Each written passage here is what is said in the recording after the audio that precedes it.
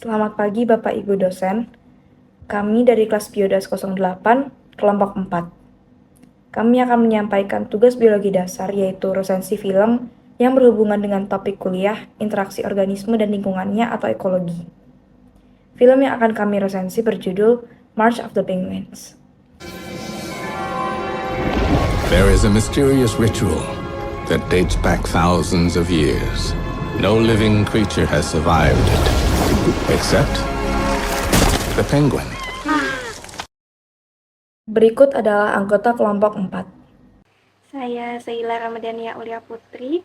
Saya Kristofani Nathaniela. Saya Gayung Yudhistira. Saya Revilia Azra Darosa. Saya Namira Ayu Salsabila Asari. Nama saya Sora Jennifer Zindia Absari. Juliarta Triasina Nenggolan. Perkenalkan, nama saya Ilya Dapo Samdani. Perkenalkan, nama saya Syan Harun. Perkenalkan, nama saya Naila Sakuranum Imansyah dengan NIM 166231039. They have wings, but cannot fly. They're birds that think they're fish. And every year, they embark on a nearly impossible journey to find a mate. Film yang kami tonton berjudul March of the Penguins yang dipublikasikan oleh National Geographic Films. March of the Penguin merupakan sebuah film dokumenter yang menceritakan mengenai kehidupan penguin kaisar di Antartika. Penguin kaisar memulai masa kawinnya di bulan Maret. Lalu lebih tepatnya setelah berakhirnya musim panas, penguin-penguin tersebut sudah menyimpan cadangan energi dan akan memulai perjalanan mereka ke tempat pembiakan mereka yang berjarak lebih dari 100 km. For 20 days and 20 nights, the emperor penguin will march to a place so extreme, it supports no other life.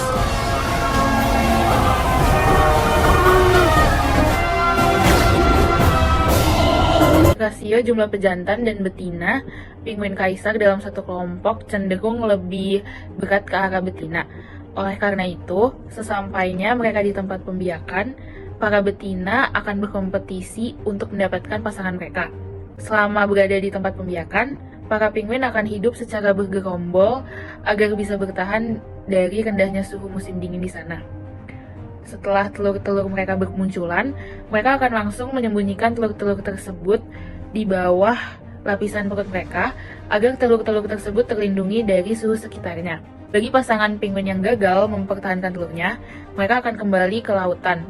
Sementara itu, bagi pasangan yang lain, para induk betina akan menyerahkan telurnya kepada para penjantan agar mereka bisa pergi ke laut untuk mencari makan dan mengisi kembali energi mereka. Para induk betina yang telah kehilangan 1/3 berat badan mereka akan memulai perjalanan kembali mereka ke lautan. Anjing laut tutul yang menjadi predator mereka juga sedang mengintai untuk memburu mereka.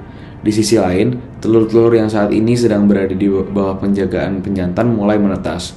Namun, para pejantan yang juga tengah berada dalam lapar dan dahaga yang tengah mereka tahan hanya bisa memberikan substansi seperti susu yang mereka muntahkan dari mulut mereka untuk menjadi makanan sementara anak-anak mereka. Setelah para induk betina kembali, para anak penguin yang baru lahir akan dikembalikan kepada para betina. Seiring dengan berakhirnya musim dingin, badai pun mulai bermunculan. Para induk akan mulai mencari anak-anak mereka yang hilang setelah badai mereda. Bagi para induk yang kehilangan anak-anaknya, mereka akan mencoba mencuri anak dari induk yang lain. Setelah sekian lama, para pejantan akhirnya kembali dengan makanan. Lalu mereka akan kembali bergantian dengan para betina. Proses ini akan berulang sampai sang anak penguin mampu mencari makan dan juga bertahan hidup sendiri. Selanjutnya, saya akan menyampaikan kelebihan dan kekurangan dari film dokumenter ini. Untuk yang pertama, kelebihannya adalah film ini memberikan visual yang mengagumkan. Pengambilan gambar yang indah memberikan pemandangan yang mendalam tentang kehidupan mereka. Selanjutnya, kelebihan yang kedua adalah cerita yang menarik. Cerita di film ini mengeksplorasi perjalanan panjang penguin untuk berkembang biak dan sangat menarik dan mengharukan. Untuk kelebihan yang ketiga adalah pendidikan dan kesadaran lingkungan.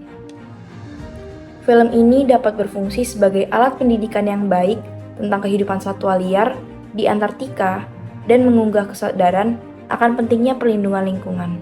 Lalu yang terakhir ada suara narator yang sangat menawan. Suara narator yang dipilih dengan cermat dapat menambah kekuatan naratif pada film. Penyampaian informasi yang baik dapat membuat penonton lebih tertarik untuk menontonnya. Lalu, film ini juga memiliki kekurangan. Yang pertama adalah keterbatasan variasi tema.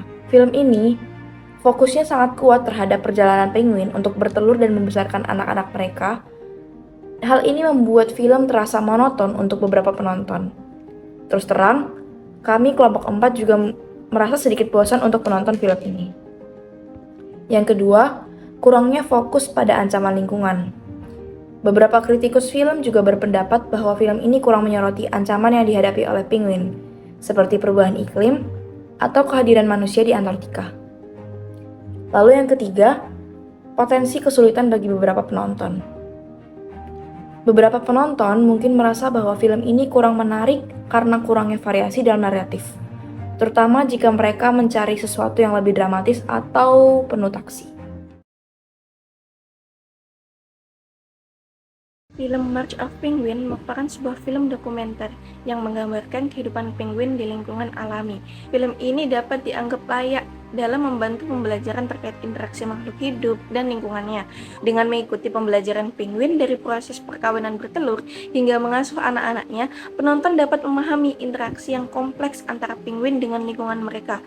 Film ini juga menunjukkan bagaimana penguin beradaptasi dengan perubahan cuaca dan ancaman predator di lingkungan mereka. Selain itu, film ini juga memberikan pelajaran penting tentang pentingnya menjaga keseimbangan ekosistem.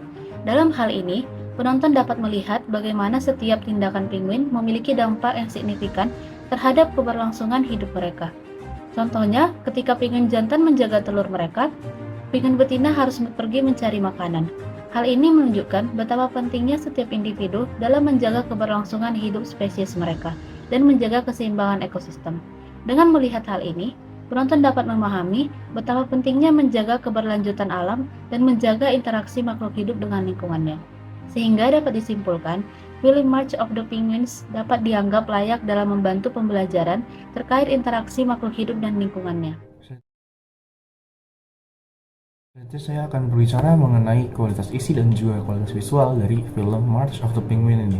Dari kualitas isi sendiri, film March of the Penguin ini sangat membantu penonton untuk mempelajari mengenai hubungan antara emperor penguin dan juga habitat hidup mereka. Film ini menjelaskan mengenai runtutan hidup mereka, yang mana dari sebelum mereka lahir sampai mereka sudah bersiap untuk kawin dan melahirkan emperor penguin yang baru lagi. Sementara itu, dari kualitas visualnya, menurut saya visual yang disajikan oleh film ini sangat membantu penonton untuk memahami apa yang sedang dikatakan oleh sang narator. Dikarenakan visual dari film ini menyajikan close up dari hampir setiap poin yang dibawakan oleh sang narator. Mulai dari bagaimana para penguin itu mereka ramai-ramai berkumpul bergerumun untuk melindungi diri mereka dari dinginnya Antartika, atau bagaimana mereka melindungi anak-anak dan telur mereka dari suhu udara di sekitar mereka, atau bagaimana sang induk jantan memberikan substansi yang menjadi makanan pengganti bagi anak-anaknya yang baru lahir sebelum mereka memakan makanan yang dibawakan oleh sang induk betina mereka. March of the Penguin ini pada dasarnya tidak mempercayai penonton untuk berempati pada burung-burung yang melakukan perjalanan ke dalam gurun beku, kecuali mereka dapat mengaitkan perjalanan itu dengan alur emosional yang sederhana. Hewan itu tidak harus seperti manusia untuk menjadi bintang film. Seperti yang kita tahu ya, aktor pemeran utama dari film ini yaitu penguin, yang juga seorang hewan. Oke, sekian pembahasan dari kelompok 4 terkait film March of the Penguin. Jika ada salah kata, mohon dimaafkan. Wassalamualaikum warahmatullahi wabarakatuh.